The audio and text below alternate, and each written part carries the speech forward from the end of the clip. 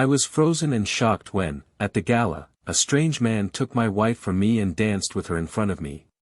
It all happened so quickly, and at the same time, it felt like the world was spinning in slow motion. We were surrounded by people laughing, toasting, soft classical music filling the gilded ballroom, and there, amidst all those champagne flutes and long dresses, I saw her smiling like she hadn't smiled in a long time, but it wasn't for me. It was for him.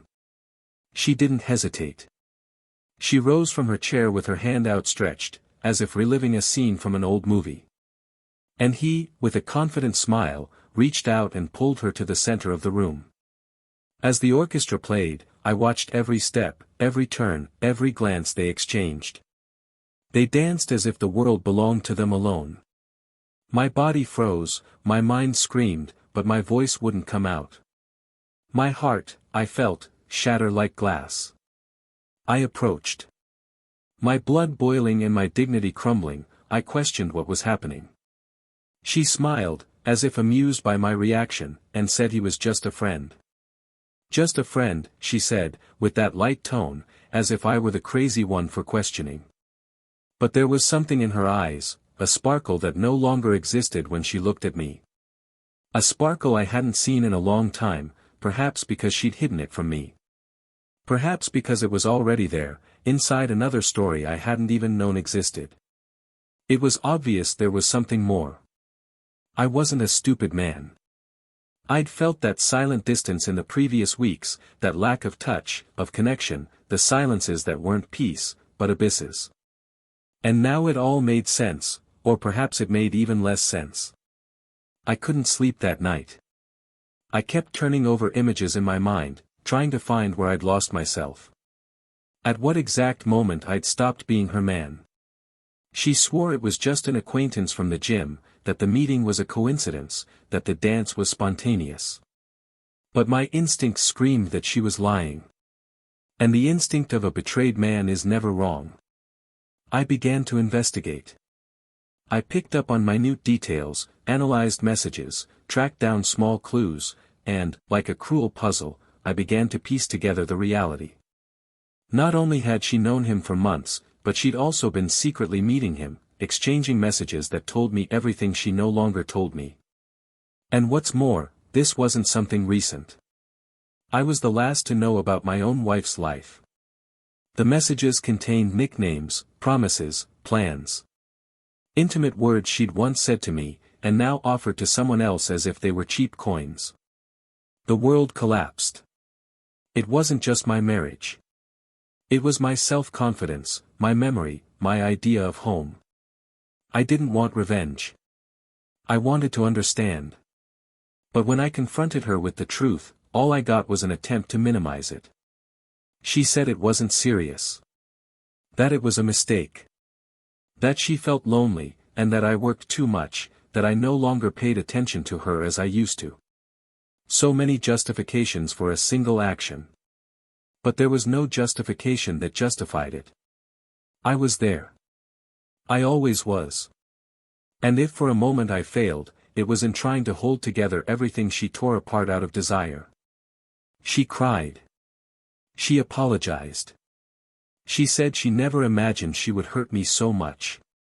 But by then, it was too late. I decided to leave.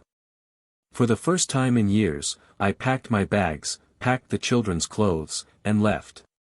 There was no shouting. There was no fuss. Just a painful silence, and the sound of the door closing behind me. I took our children with me. Not as punishment, but because they asked. Because they knew. They had already noticed her absences. The cold hugs. The late dinners. They wanted peace. They wanted home, even if they couldn't explain what that meant. And I wanted to rebuild myself. I didn't know how. I just knew I had to. She tried to maintain her pride at first. She posted photos, smiling to herself, as if she were fine. As if nothing had changed. As if I were just a detail that had disappeared from the scene. But the days passed.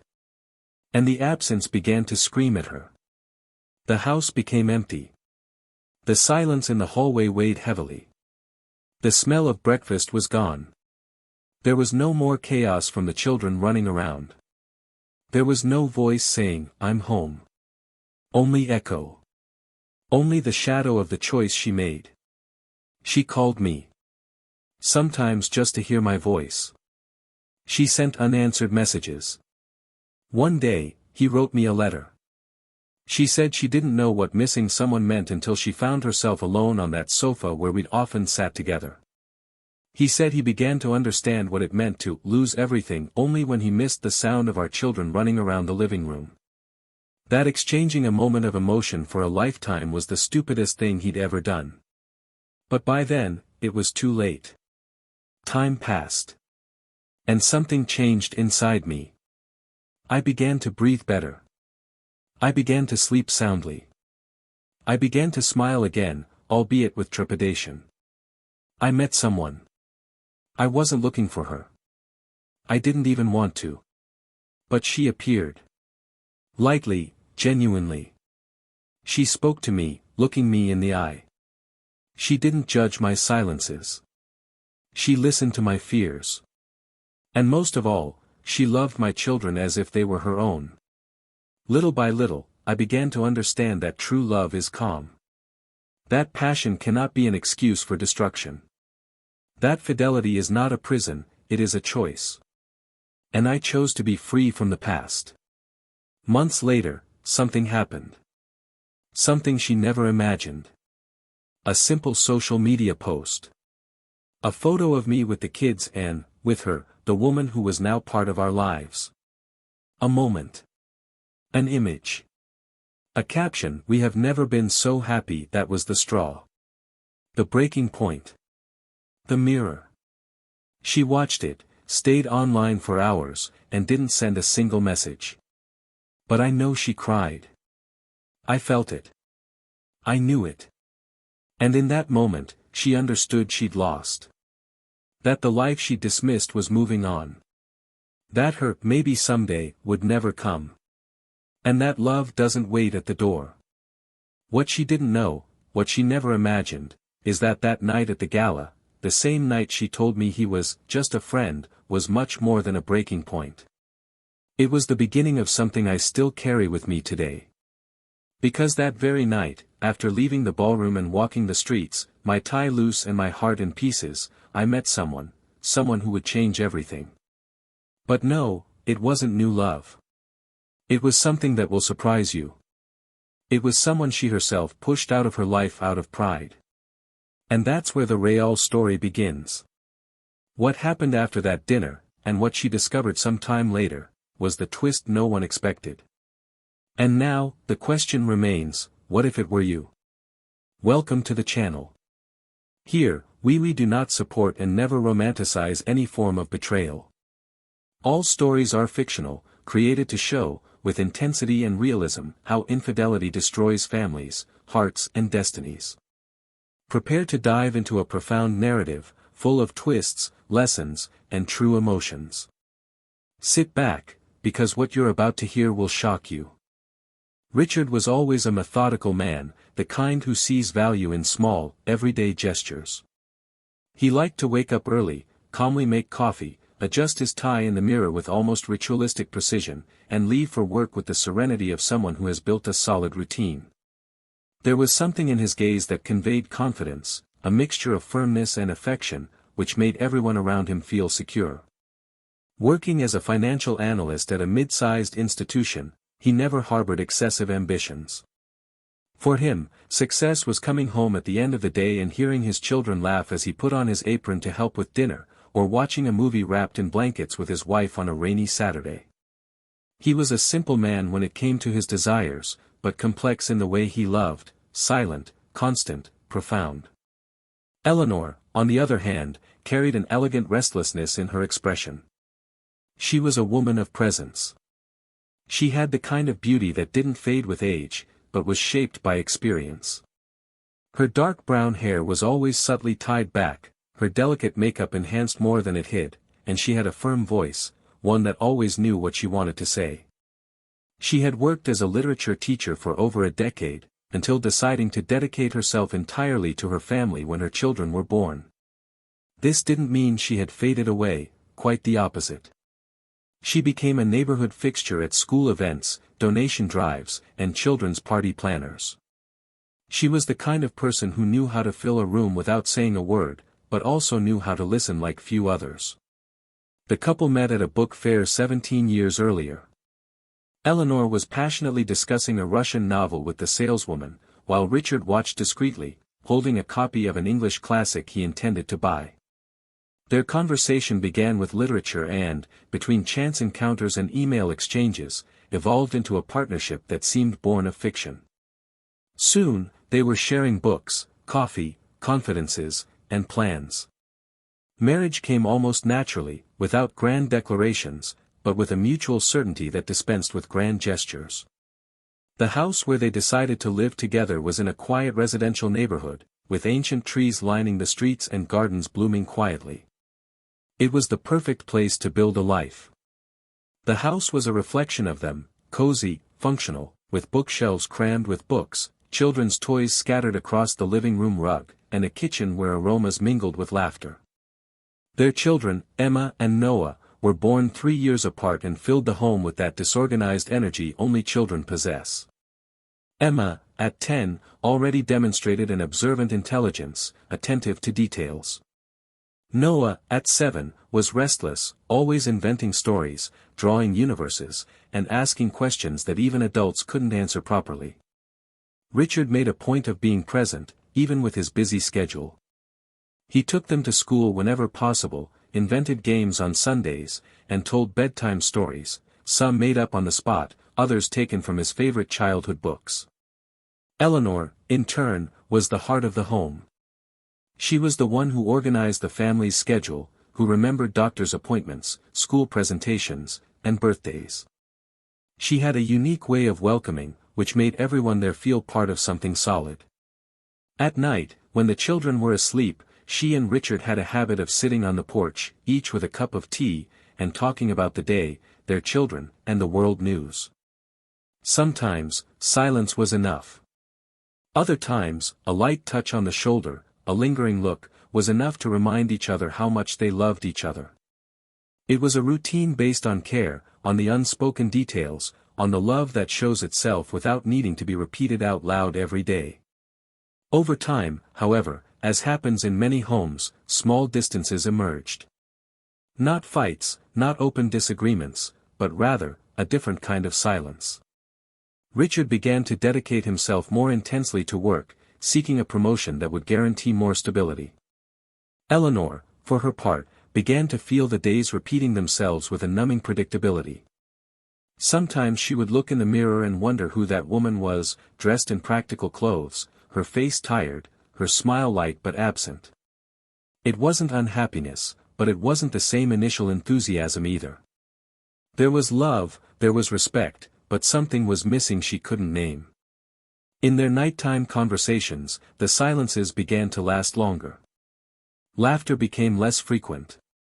Dinners, once full of small surprises, became more functional than affectionate. Despite this, they never stopped being partners. They attended school meetings together, decorated the house for Christmas with their children, and took short trips during long weekends. They had the kind of marriage that, to outsiders, seemed unshakable. It was the model their neighbors admired, the one their friends cited as an example. And, indeed, there was something admirable there, the silent commitment of two adults trying to make their love last, even if the flame no longer burned as brightly as before. Richard wasn't a romantic man in the classic sense, but he was devoted.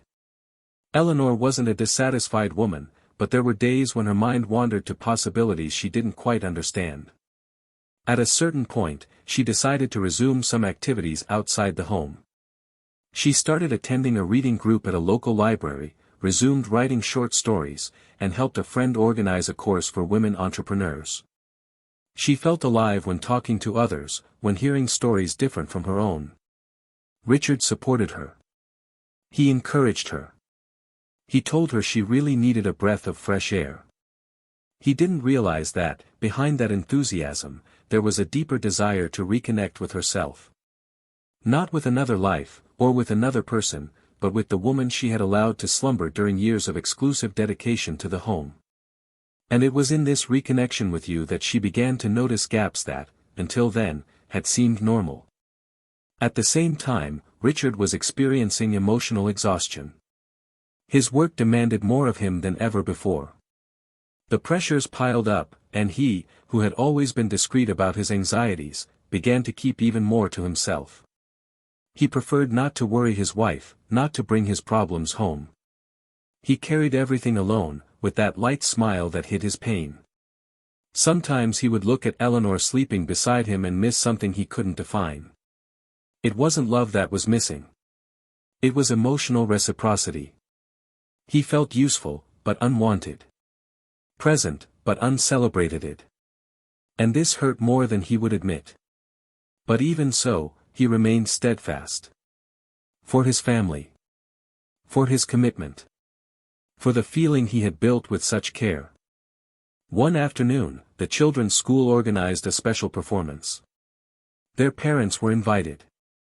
Richard left work early. Eleanor got involved in making the costumes. That evening, as they watched their children dance on the makeshift stage, they exchanged a long, nostalgic look. They smiled proudly, but there was a silent question: where had the week gone? When they returned home, they talked more than usual. They talked about the future, about how time was passing quickly, about how their children were growing up every day. Eleanor mentioned sweetly that she missed walking hand in hand. Richard promised, sincerely, that they would resume the habit. It was the kind of conversation that seemed promising but was lost in the flow of the following days, swallowed up by the demands of daily life. As the months passed, an unexpected invitation arrived, a charity gala organized by a former colleague of Eleanor's. It was a rare opportunity for them to go out alone, to dress elegantly, to see each other in a way different from their homely routine. Eleanor was excited. She chose a new dress. She did her hair and makeup. Richard, even though tired, made an effort. He put on his best suit, applied perfume, and complimented his wife. They left just like old times, hand in hand, smiles light. Along the way, the radio played a song that had once been their soundtrack. Eleanor commented sweetly. Richard smiled nostalgically. It seemed, for a moment, that they were seeing each other again. The ballroom was stunning. Immense chandeliers, tables decorated with pale flowers, an orchestra in the background, and dozens of couples milling about in refined attire. They walked together to their reserved table. They greeted acquaintances, chatted, and toasted. The evening promised to be special. There was something in the air that brought a sense of new beginnings. Richard looked at her with admiration, as if he had rediscovered his beauty. Eleanor, for her part, felt good, alive, part of something beyond routine. And then, something began to change. A small detail, a shared glance, a gesture that seemed rehearsed, something Richard didn't understand right away, but that would remain etched in his memory forever. In that hall, amidst the music and the glitter, something clicked, and it was there that everything would begin to change, even if no one knew it yet. The ballroom seemed enchanted that night.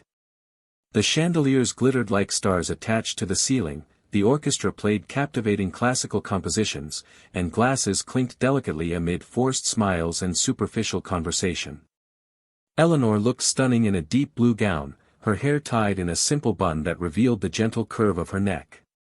Richard observed every detail with an almost solemn affection, as if trying to capture that moment in his memory more vividly than a photograph could allow. They sat at the table with acquaintances, some familiar faces from the children's school, others just from social gatherings. They made small talk, toasted the charity event, and praised the buffet, as is the norm for such occasions. But there was an uneasiness in the air, something subtle, hidden between the lines of exchanged glances and the pauses between smiles.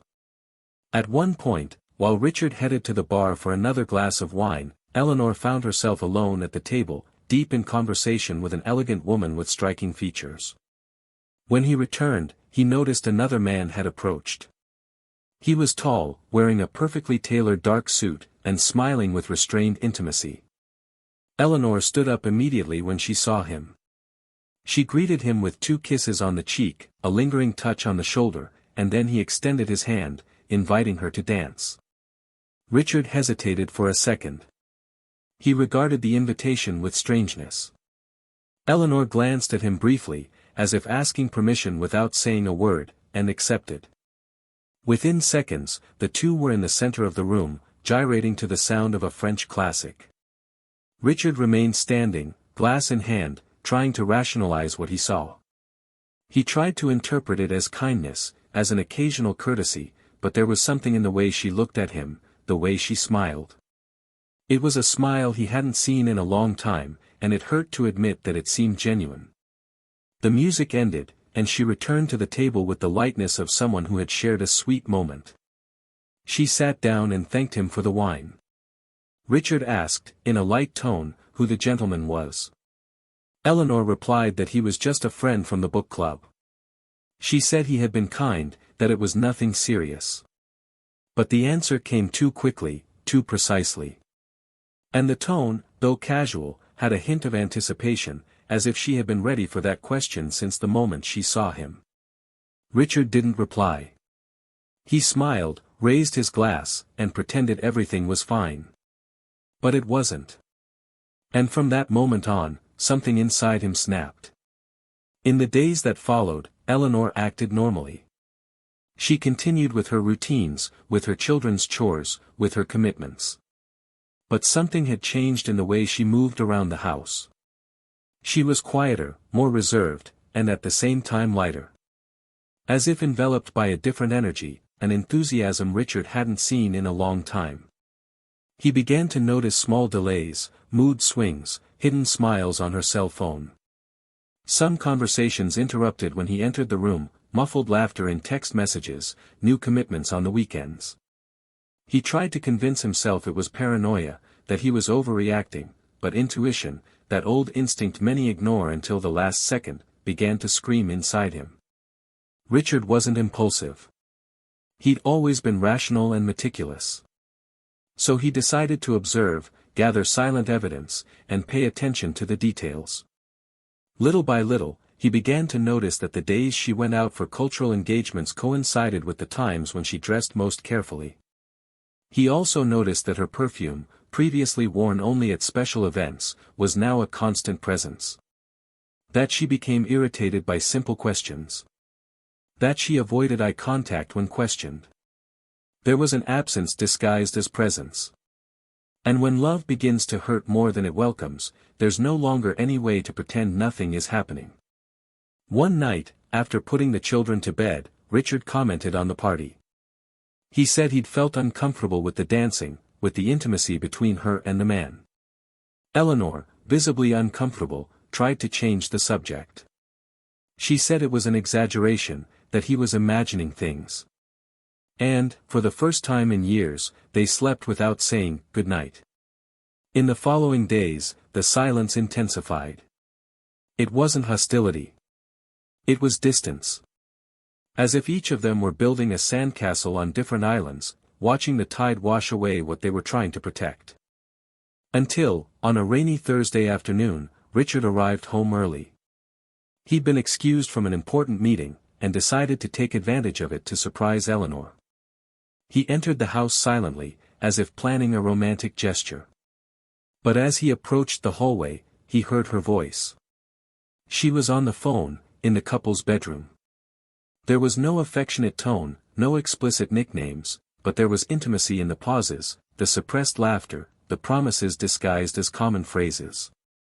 Richard didn't enter. He just listened. In silence. For long minutes. When her footsteps echoed in the hallway, he was already in the kitchen, pretending to organize something in the refrigerator. She greeted him with a quick kiss and went to prepare dinner, as if nothing had happened. He pretended not to know. But now he did. In the days that followed, the pain began to blend with a strange serenity. Richard didn't scream. He didn't confront her. He began to observe even more. He picked up her phone one night when she slept before him. He read the messages. There were no saved names, but the conversations were clear. Coded meetings, discreet compliments, photo exchanges, short videos. His heart didn't race. It was as if everything he needed to know was there, and that was enough. He carefully closed his phone, returned to bed, and watched Eleanor sleep. She seemed peaceful. Perhaps too peaceful. He wondered how long this had been going on. How long had she decided to pursue a different path while they still shared the same roof? Richard didn't tell anyone. He kept everything bottled up, like someone carrying an open wound in silence. He didn't want a scandal. He didn't want explanations. He wanted to understand. And, deep down, he wanted to see how far she would go with it. One Sunday morning, he took the children for a walk in the park. Eleanor said she would stay home because she needed to rest. But when he returned home, earlier than planned, he found the living room empty, the bedroom silent, and the bathroom door ajar. Inside, the mirror was still fogged up, the lipstick open on the sink, the perfume still in the air. Her car wasn't in the garage. He picked up his cell phone, called, and called repeatedly, with no answer. He sat on the couch and waited. When she returned 2 hours later, she was smiling, carrying shopping bags. She said she had gone out to buy some things for dinner. Richard said nothing. He just nodded. That night, he put his children to bed and returned to the bedroom. Eleanor was lying down, reading. He approached, sat on the edge of the bed, and, in a firm, calm voice, asked if there was anything she wanted to say. She hesitated. For a second, the silence became deafening. But then she smiled, shook her head, and said everything was fine. He then got up, walked to the window, and remained there for several long minutes. He said nothing more. But in that moment, he knew that the love that united them had transformed into something else. Into memory.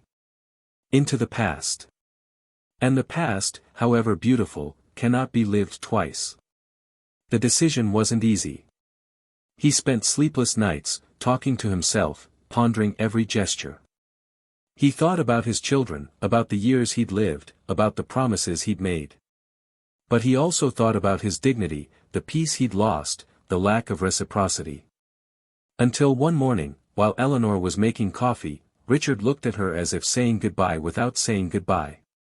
And in that look, she knew. There was a long silence, which said it all. And that was when he made the decision. The following week, she left home. She packed only the essentials and took her children with her. She said she needed some time, but offered no explanation beyond that. Eleanor tried to argue, tried to understand. But it was too late. Richard had already understood everything. And what he still didn't know, he would discover very soon. Because not everything she was hiding was in the messages they exchanged. And there was something yet to come. Something that would make everything much clearer. Much more painful. Much more definitive. Time passed. The autumn leaves already covered the sidewalk in orange hues, and the mornings were colder, but inside him, nothing froze. He had made his decision clearly and firmly. The change had been abrupt, but inevitable. His children had quickly adapted to the new routine. Soon, they were in a new school, surrounded by other children, building new bonds. Richard watched this with a mixture of relief and pain. He was grateful to see them well, but he couldn't help but feel a tightness in his chest when he thought of how everything had fallen apart. On quieter days, he would lie on the couch after putting them to bed and stare at the ceiling for long minutes, thinking about the choices that had brought him here. It wasn't regret. It was simply the pain of someone who truly loved and wasn't loved the same way until the end. Eleanor was trying to hold on. When her children left home, she believed it would be temporary. An impulse, an escape, something that would resolve itself over time. Weeks passed, and she still made breakfast for two, even alone. She kept the bed made on one side. At night, she slept with the TV on to simulate company. She began to blame herself. She tried to remember when everything had started to fall apart, whether it was a single moment or a succession of small deviations. The messages with the other man stopped, not out of immediate regret, but because she no longer saw the point in keeping them. It was as if, now, everything was distorted, tasteless. He didn't respond as often. When he did, they were cold, automatic. Eleanor realized, day after day, that it was baseless. That the warmth she'd felt at the party was nothing more than an illusion. A youthful fantasy, a desire to feel alive for a few minutes, and for that, she had put her entire life at risk. It was only after a while that Richard decided, with no intention of hurting anyone, to post a picture. A simple photo, taken with his cell phone, of him lying on the grass in a park with his children. The three of them were laughing. There was a blue sky in the background, and the children's laughter was so genuine it needed no filter. The caption was short but sharp. "We've never been happier." The photo went viral among friends and acquaintances. It reached Eleanor within minutes. She held the phone in her hands for long seconds, unable to react. That image was like an arrow piercing something inside her she hadn't even known existed. She began to cry, then broke down. She remembered the park, the family Sundays, the laughter, the cuddles on the couch. For the first time since Richard left home, she understood that he was truly gone, not just from the house, but from her. Driven by this feeling, she decided to seek him out. She needed to talk. She needed to try to explain, reconstruct, beg if necessary. She called. She texted. And after a few ignored attempts, he responded with polite coolness. They could talk in person, as long as it was without the children. They arranged to meet at a discreet cafe, away from anything that might seem familiar. Eleanor arrived first. "I was nervous, restless, my eyes tired from crying so much over the past few days." When Richard entered, she looked at him with a mixture of longing and guilt. He was different. Steadier, more sober. He seemed calmer than she remembered. They sat in silence for a few seconds until she began speaking, in a jumbled flow of words, saying she'd made a mistake, that she didn't know what she was doing, that she felt lost, needy, and that it had all been an impulse. She said she thought about her children every day, that the house was now just an echo, that the furniture seemed to condemn her for abandonment, that each object brought back memories that hurt like blades. Richard listened silently. He observed every word, every gesture, without interrupting. When she finished, he took a deep breath and said he understood. That he wasn't there to fight, nor to hurt. That his only goal now was to ensure the children's stability and maintain his own peace. Eleanor insisted, saying she loved him, that she wanted to try again, that she was willing to rebuild everything from scratch. But then Richard looked at her differently. There was no more anger. Only emptiness. And it was in that moment that he revealed what she could never have imagined. In a firm, controlled voice, he told her he had something she needed to know. Something that would change everything. Eleanor tried to guess, but remained silent. He then explained that, after everything, after leaving home, he had slowly begun to rebuild his life. It had been difficult at first, but someone had unexpectedly resurfaced. It wasn't a new woman, it wasn't an old love. It was someone Eleanor had pushed out of his life many years ago. His own sister. The secret was revealed then, like a silent avalanche. The man Eleanor had cheated on Richard with was, in fact, his sister's ex-husband, the sister-in-law she herself had helped destroy years ago. The story had been going on for a long time. Years ago, when Eleanor learned that Richard's sister was getting a divorce, she firmly took her side. She said the man was worthless, manipulative, and no longer deserved to be close to the family. She encouraged them to cut ties, using her emotional influence over Richard to distance him from his brother-in-law. Over time, he distanced himself not only from his brother-in-law but also from his own sister, who spent years without speaking to him because she felt betrayed. Eleanor had assured herself that the man would never set foot in the family again. But what she didn't know is that, years later, this same man, who she claimed to hate, who had destroyed a close family, was exactly the man she had become involved with. Upon discovering this, Richard was shocked. The man's name finally appeared among his contacts. And as he checked his messages, he recognized a detail. An expression he'd heard before. A nickname used in the past. He connected the dots. He investigated. He confirmed it. And there was the truth, Eleanor had cheated on her husband with the man she herself had accused of destroying another marriage. Not only that. She had repeated the same story, only this time, she was the hurricane. Her silence, faced with the revelation, was absolute.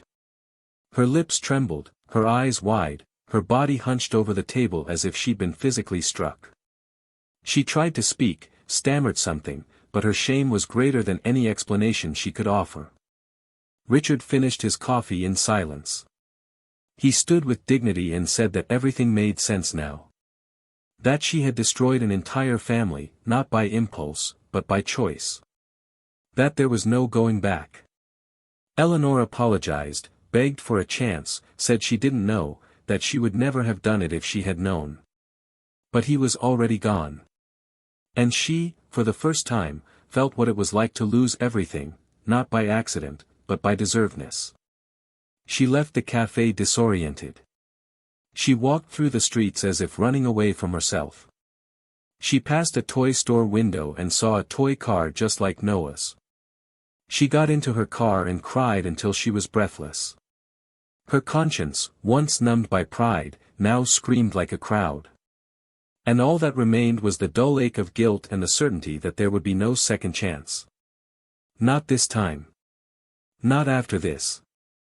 Not after everything. And then, alone in her car, she understood that the true punishment for betrayal is seeing the one you hurt become happy, without you.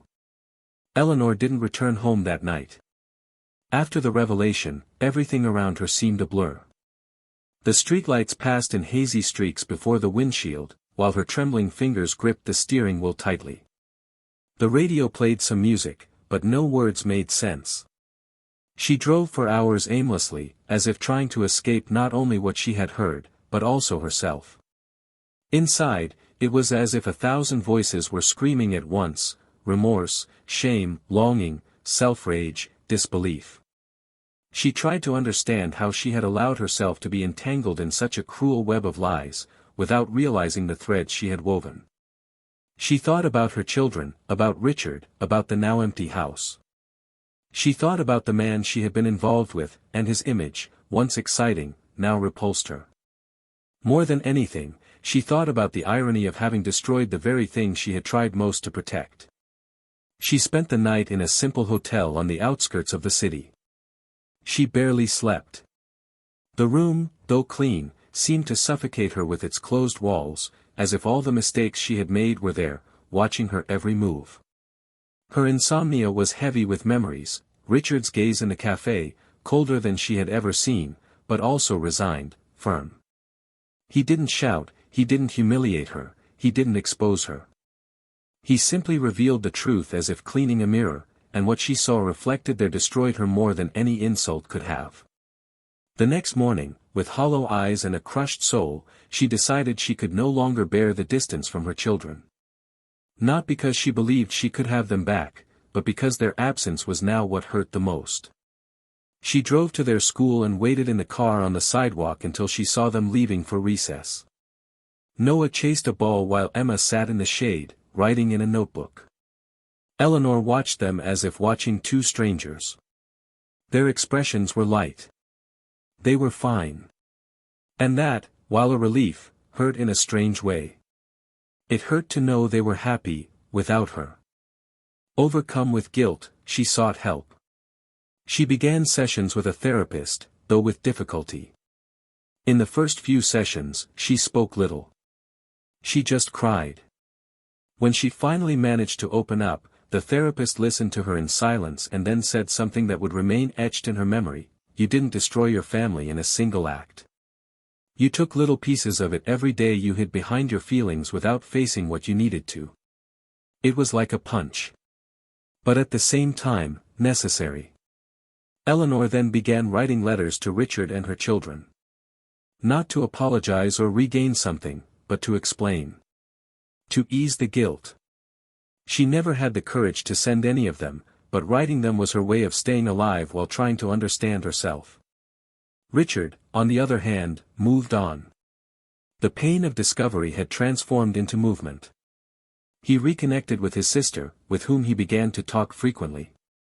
The previously frozen relationship began to deconstruct in silence, between video calls and exchanges of messages with brief updates about their children. She, who had previously been a faded dot on the map of his life, was now a bridge between the past and the future. She listened to him without judgment, welcomed his silences, understood his pauses. It was during one of these silent conversations that she introduced him to someone, a childhood friend who had recently returned to the city and with whom he had kept in touch over the years. The meeting between Richard and this new woman wasn't planned. It happened naturally, in a cafe where he'd taken his children for cake after school. She was at the next table, reading a worn-cover book. Emma was the one who struck up a conversation by mentioning that she'd read the same book with her mother, and the woman responded with a gentle smile and a pointed comment about the story's ending. Richard joined in without realizing it. They laughed. They shared short stories. Days later, they met again in the same place, this time without children. Her name was Laura. She had a calm voice, eyes that knew how to listen, and a patience that time seemed to have delicately honed. There was no sudden passion, but a silent affinity that grew slowly, like sunlight at dawn. Eleanor learned of this from others. When she heard that Richard was being seen with another woman, she didn't react immediately. But that night, he went to bed with an emptiness greater than usual. It wasn't jealousy. It was loss. It was the recognition that, despite everything, he was relearning how to live. And she, still, was just trying to understand where she had stopped existing as part of a family. Days later, he decided to send a direct message. He said he needed to see him, one last time, without expectations, without insistence. Just to say goodbye with whatever dignity he still had left. Richard, after deliberation, accepted. They met in a park. It was late afternoon, the sky stained orange. They sat on a secluded bench, like two weary souls who already knew there was no turning back. Eleanor began by saying she didn't want to win anything back. She knew she had crossed all boundaries, that she no longer expected love or forgiveness. But she needed to tell him, one last time, looking into his eyes, that what she had lost was irreplaceable. She explained that she was in therapy, that she had written letters, that she cried every day, but that none of this changed the fact, she had traded a home for a moment. And now, every past gesture of hers sounded like a ridiculous echo of someone who failed to love while she still had time.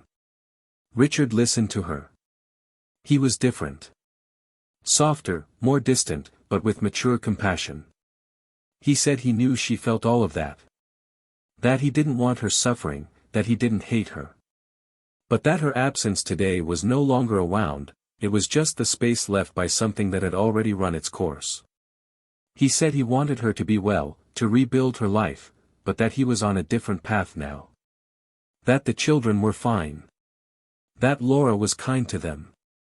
That he didn't want replacements, but that life had given him a new chance, and that he had learned not to waste any more of them. She hugged him.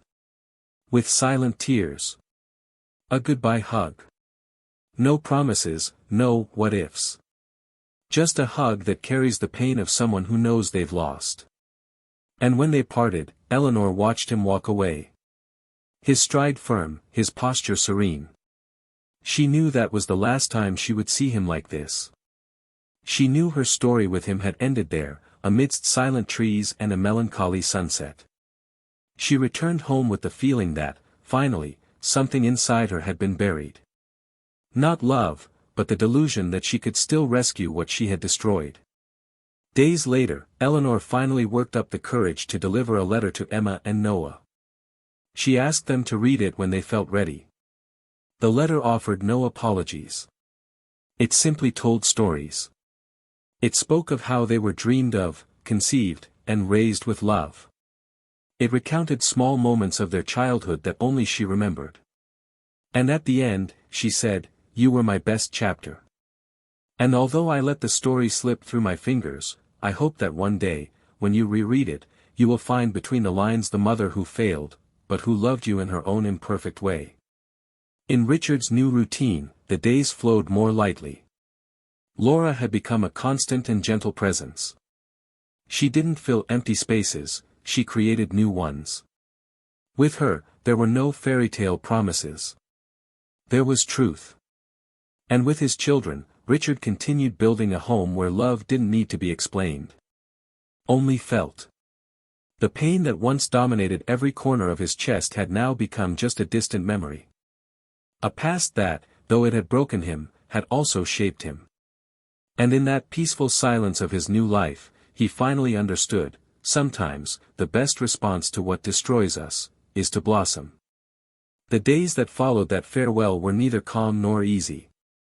Eleanor, although she had accepted that there was no going back, now lived with a pain she could not share with anyone. It was a silent, constant mourning that accompanied her from the first light of dawn until the last light in the house went out. The world around her had not stopped, people continued their journeys, their commitments, their banal routines, but for her, everything seemed to move in slow motion, as if she were watching life from outside herself. And perhaps that was exactly what was happening. She no longer recognized herself in her own gestures, her own choices, or her own voice. Something essential had been lost within her, and now all that was left was to live with the consequences. Returning to work was a way of escaping. She kept her schedule with almost mechanical punctuality, submitted reports, attended meetings, smiled during coffee breaks, but inside, everything was noise. There was no spark in anything anymore. She began avoiding invitations, declining meetings, and even her closest colleagues noticed her withdrawal.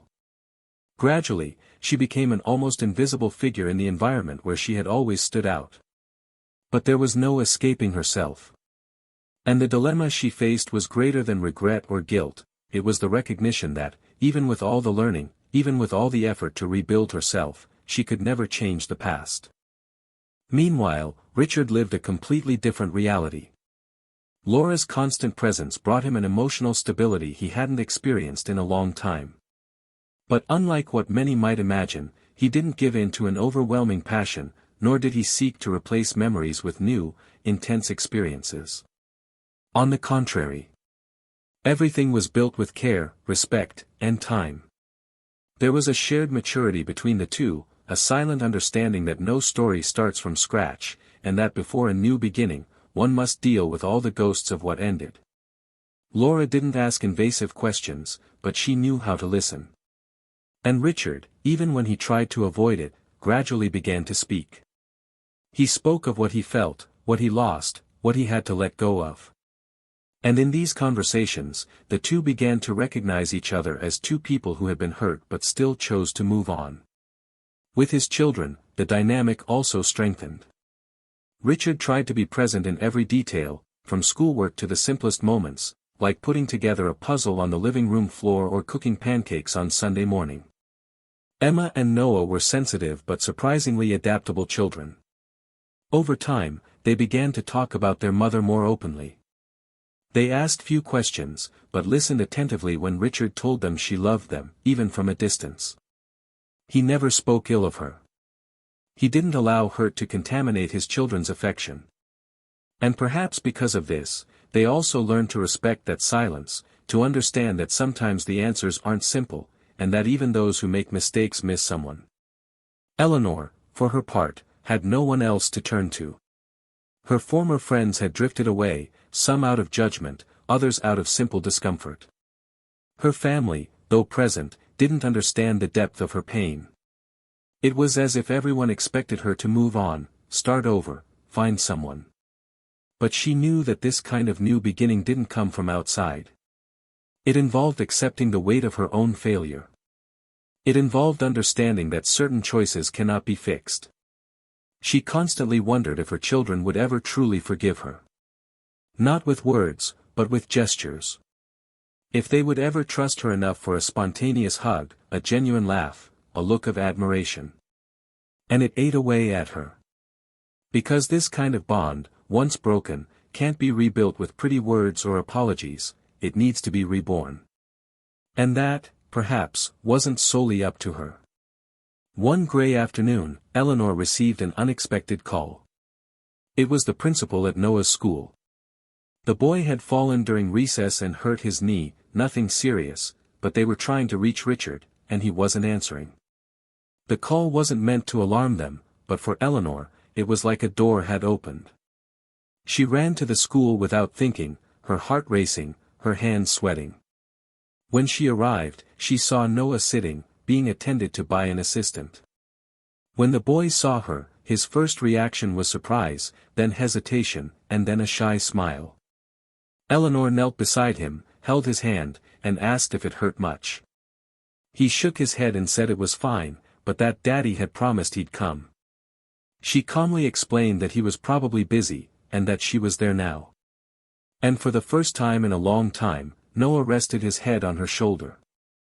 That gesture, small, almost imperceptible, was more powerful than any words spoken until then. Eleanor drove him to Richard's house. On the way, they talked about simple things, like the new game he wanted, the funny teacher at school, and a friend's dog. When they arrived, Richard was already waiting for them at the gate, relieved to see that everything was okay. He thanked her for her help. Eleanor didn't say much. She just nodded and, before leaving, asked if she could see them from time to time. Richard stared at her for a few seconds, then replied that it was up to them. That now, the children also had a say in their choices. And she understood. Because, for once, he was right to put their feelings above all else. This small opening was the beginning of a new kind of coexistence. Eleanor didn't try to force her presence. She respected their space. Within a few weeks, she began meeting the children briefly, always with their approval. At each encounter, she observed from afar what had once been her world.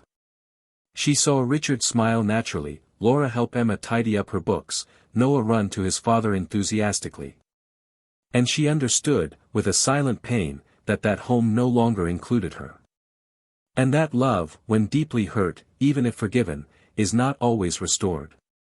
Laura, for her part, handled the situation with rare maturity. She knew the past, knew the history, and yet didn't allow it to taint the present.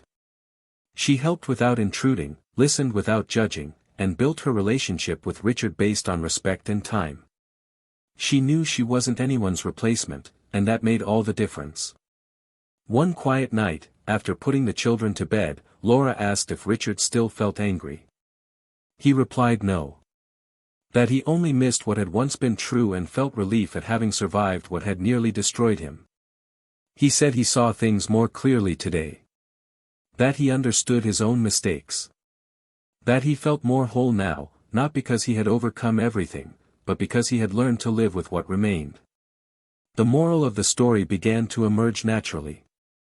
Not as a lesson preached with words, but as a silent feeling that spreads as time passes.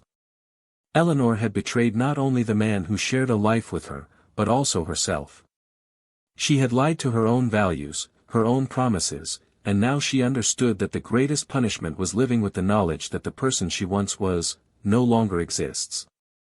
On the other hand, Richard had been betrayed, humiliated, and left in pieces, but he chose to rebuild.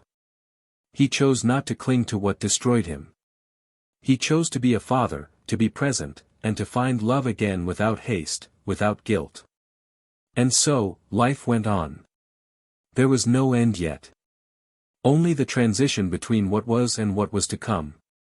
The moral dilemma was no longer just the betrayal, but how each chose to face the consequences of their mistake. Eleanor, with repentance and silence. Richard, with firmness and reconstruction. The children, with the innocence and wisdom of those who, even young, knew how to distinguish true presence from what was lost along the way. And at this point in the story, the most important thing had already been revealed, but the conclusion, was yet to come. Because some wounds heal, others become part of the skin. And love, when betrayed, can even forgive.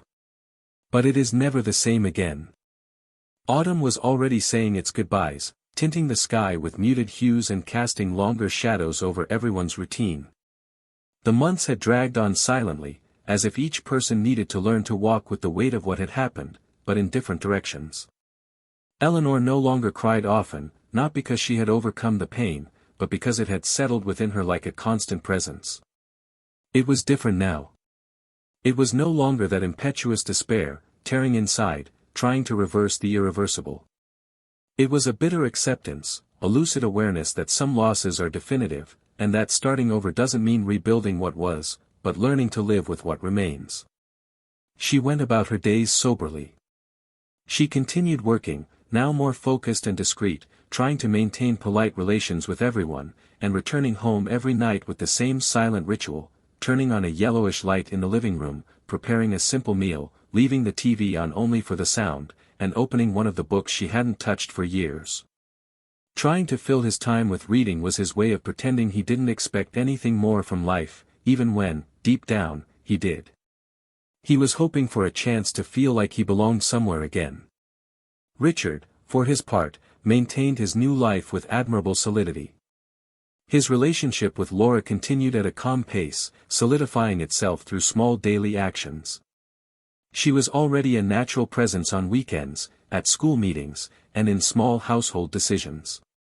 Emma and Noah grew attached to her naturally, without needing to force a bond.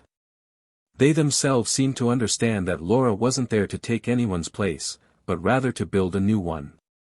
The children grew up in recent months. Emma began writing in a diary, which she kept locked and hidden like a little treasure.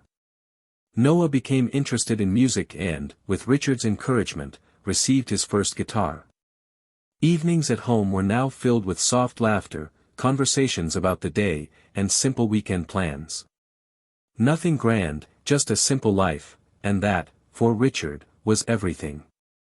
Still, there was a part of him that remained vigilant, not out of fear of reliving the past, but out of respect for his own journey.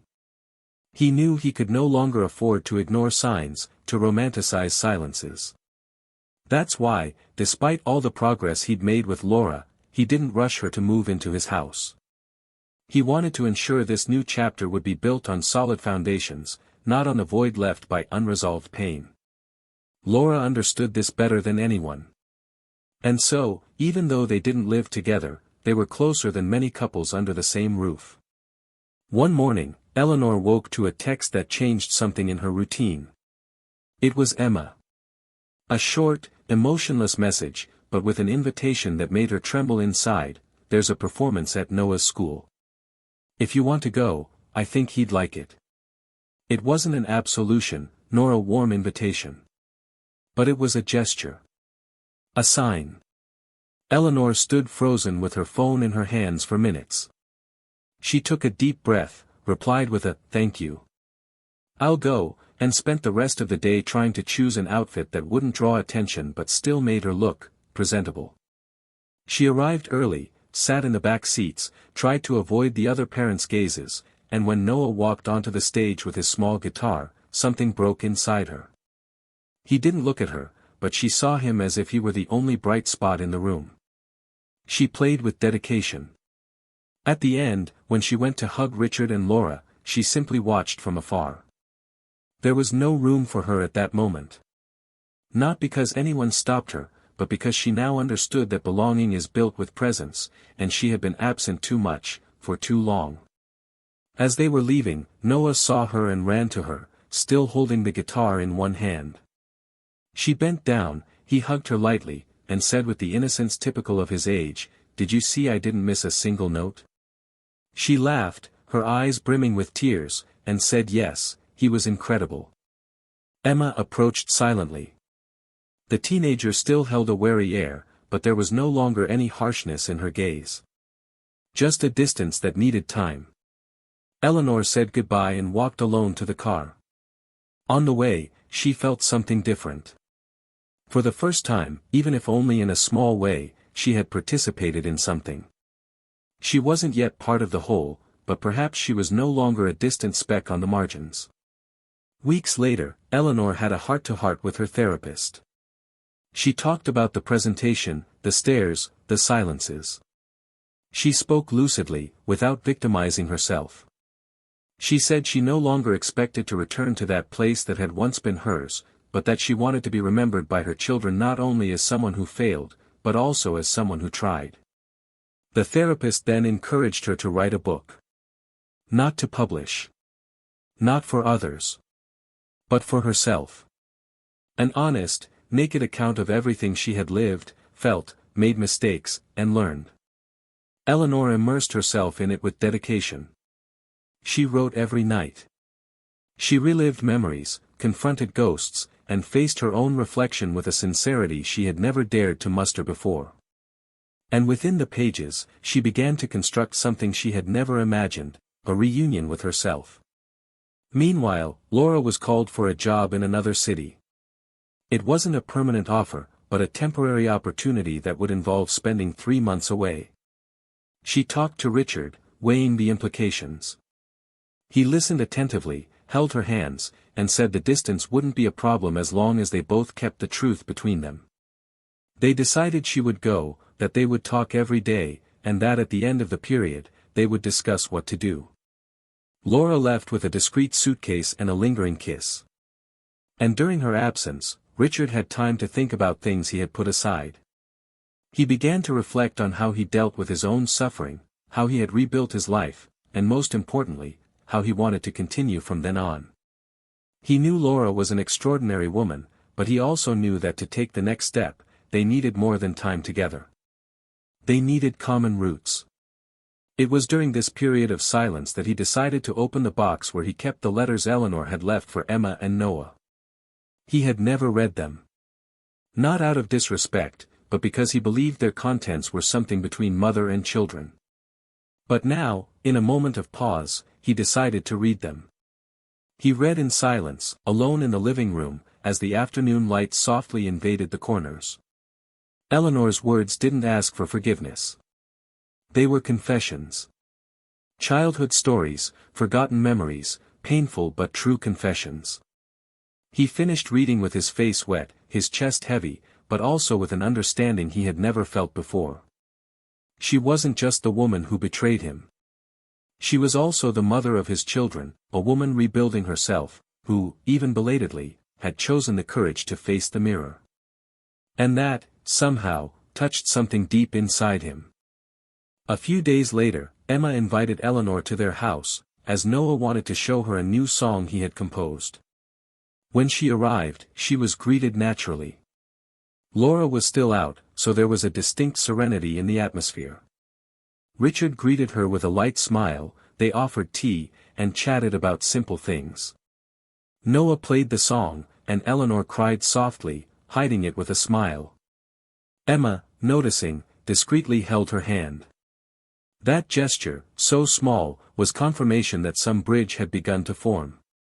Not to restore what was, but to allow the new to exist with dignity. On the way out, when Eleanor thanked him, Richard walked her to the gate. They sat in silence for a few seconds, until she said, looking him in the eye, that she was sorry for everything. He replied that he knew, and that he now understood that true repentance isn't expressed in words, but in time. Eleanor smiled with her eyes and said that, even if it wasn't enough, she would keep trying. He nodded, said goodnight, and slowly closed the gate. She walked to her car feeling, for the first time in a long time, that perhaps there was a place for her in the world. Not the same as before. A new one. And amid this new reality, a dilemma remained. What to do with the love that still remained within? How to move on when the wounds no longer hurt, but still scar? How to live in peace with who one became after the fall? And these questions had no easy answers. But perhaps this was the true lesson, that living is bearing one's own mistakes responsibly, and still choosing to walk lightly. Because even those who have made mistakes, even those who have hurt, can learn to become better people, not for others, but for themselves. And so, the characters continued. Not as victims or heroes. But as humans. fragile, contradictory, intense, real. And life, imperfect as it is, continued to offer new opportunities. To love, to forgive, to move on. But not everyone has the courage to accept them. And there, right there, before the end, one last choice was yet to be made. And it would change everything. Time passed like a silent tide, not sweeping everything away violently, but slowly washing away what had once been noise, anguish, and despair. Life had found a new rhythm, and even those who had once found themselves immersed in pain and loss now walked on firmer ground, albeit with their feet marked by scars that would never completely disappear. Eleanor had finally finished the book she had been writing in secret. Not with the goal of publishing it, but as a way to sort through the pieces of her own existence, to understand where her ruptures began, and to accept that sometimes regret is not enough to mend what was broken, but is the starting point for becoming a better person. The last sentence of her book, written on a night of fine rain, said simply, "I am no longer the one who made the mistake. But I will also never be the one I was before that." After finishing the text, she wept. For the last time. A serene cry, not of despair, but of farewell. There he buried the woman who destroyed everything, and chose to be reborn in silence, without an audience, without applause, only with the knowledge that the future did not need to repeat the past. A few weeks later, Emma turned 15. Richard organized a small celebration in the garden, with a simple cake, strung lights, and a few people who were part of their new life. Laura was present, discreet as always, but now with an even greater lightness in her eyes. The children already treated her with spontaneous affection, without hesitation. During the party, as he watched his children laugh with their friends, Richard realized that something inside him had definitely changed. It was no longer about healing wounds, but about protecting what he had rebuilt. During the slow dance between father and daughter, Emma whispered in his ear that she had invited her mother, and that she would probably arrive at the end, just to give a hug. Richard merely nodded. And, indeed, Eleanor arrived just as the lights were going down, not wanting to interrupt anything. She brought a simple, hand-wrapped gift and a letter with words chosen with all the care she had lacked years ago. Emma greeted her with a shy but genuine smile. The embrace between them was brief, but full of meaning. Richard watched from afar, without approaching. He knew that moment wasn't his. After the party, Laura and Richard chatted as they gathered the decorations. She held his hand and asked if he felt the wound was healed now. He said yes, but that the scar would remind him every day of who he was, and who he chose to become. She smiled and said that if he wanted, she was ready to take a step forward. The following week, she moved into the house, taking only the essentials, as if she knew that a home is built with presence, not with objects. The adjustment was natural. There was no shock, no resistance. There was room for everyone there. And, surprisingly, there was also room for memories. Laura never demanded that the old paintings be removed, or that previous stories be erased. She understood that loving someone means accepting the pieces that come with them. And Richard, in turn, began to see her with even more admiration. She hadn't come to occupy a place. She had created a new one. Eleanor moved on with her life, alone, but not empty. She got involved in social projects, began teaching writing classes to vulnerable teenagers, and transformed her pain into a tool for connection. She didn't seek applause, didn't expect recognition. She simply wanted her story, told anonymously, to serve as a warning to anyone who might one day consider abandoning everything for something that seems exciting but ultimately remains nothing more than an empty echo. Her face began to bear the marks of time, and her eyes, though still sad on certain days, now shone with the serenity of someone who chose to carry on despite having nothing left to lose. One Sunday afternoon, she received a call from Emma. Her daughter, now more mature, invited her for coffee, alone. They talked for hours, laughing, crying, talking about everything and nothing. And in the end, Emma held her hands and told her she was still learning to trust again, but that she loved her. Eleanor couldn't respond. She just closed her eyes and let the tears flow. Because, in that moment, I knew I hadn't been forgotten. Noah, for his part, continued to discover his musical talent. He participated in a school performance, and this time, at the end of his performance, he discreetly pointed to 2 seats in the audience, one where Richard and Laura were, and the other where Eleanor was standing and applauding, her hands shaking. He smiled. And so did she. No words were needed. That was enough. The reconnection between mother and children wasn't quick, nor was it complete. But it was real. And that was enough. Richard, now at peace with the past, felt increasingly closer to a new stage. Not as someone who had forgotten what he had experienced, but as someone who had learned to live with the choices he had made. With Laura, he built a balanced routine, full of simplicity, respect, and affection. And in an intimate moment, as they sat on the same park bench where years ago he had said goodbye to Eleanor, Laura looked him in the eyes and told him she was ready to be a part of it completely, with everything that came with it. And there, amidst dry leaves and old memories, he asked for her hand in marriage. It wasn't a grand celebration. It was an intimate ceremony, with their children as witnesses, their smiles as blessings, and the silence as a bond. When Laura entered, wearing a simple dress and flowers in her hair, Emma took Eleanor's hand, who was watching from the back. And she returned the gesture with a respectful nod. She knew she had lost her place as a wife, but not as a woman who learned from her own downfall. On the wedding night, Richard gave a speech. He said that life is made of choices and consequences. That true love isn't perfect, but it's the kind that endures even when everything falls apart. That forgiving isn't forgetting, but deciding not to carry the weight of hurt forever. And that sometimes, the one who most deserves a second chance, is the one who was nearly destroyed, but didn't allow themselves to lose their self-worth. Everyone's eyes were filled with tears.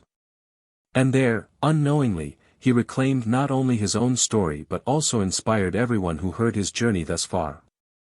Eleanor returned home that night with a rare serenity.